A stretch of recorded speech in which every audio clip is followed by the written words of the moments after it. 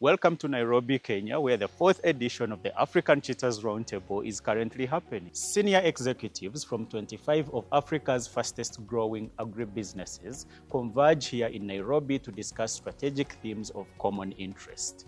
We call them the African Cheetahs. So this is the fourth time we organize the Cheetahs, and I continue to see examples of cross-collaboration between different cheetah companies that really get inspired by one another, which helps in accelerating the agribusiness in Africa.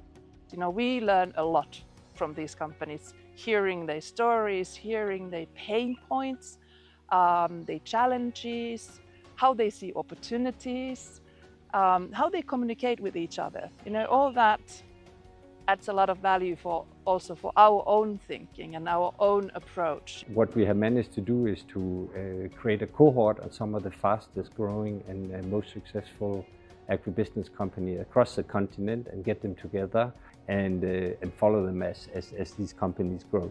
Today I'm excited to host the Cheetahs who have come to our factory in Machakos. A lot of the challenges and a lot of the experiences that we go through are replicated very much across the African continent.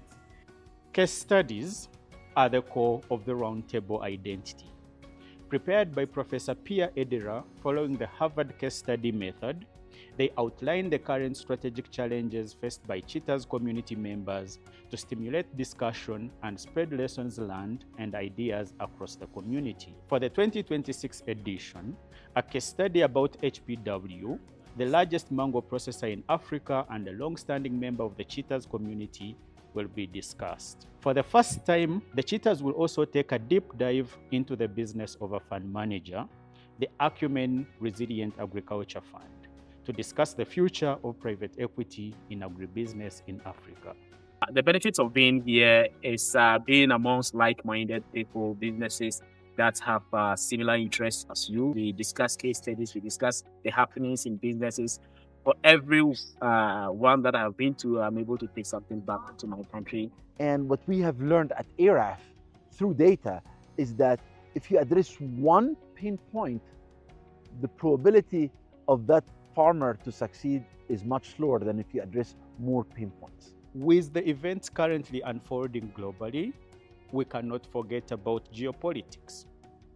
With the chief Africa correspondent of The Economist, we are covering what this upheaval means for the agricultural private sector in Africa. It's been such an energizing 3 days, and my key takeaway is the 3 T's: talent, technology, and trust. Every edition of the African Cheetahs Roundtable sparks strategic conversations that our community values while deepening our understanding of current topics of common interest. This year was a success, and see you again in 2 years.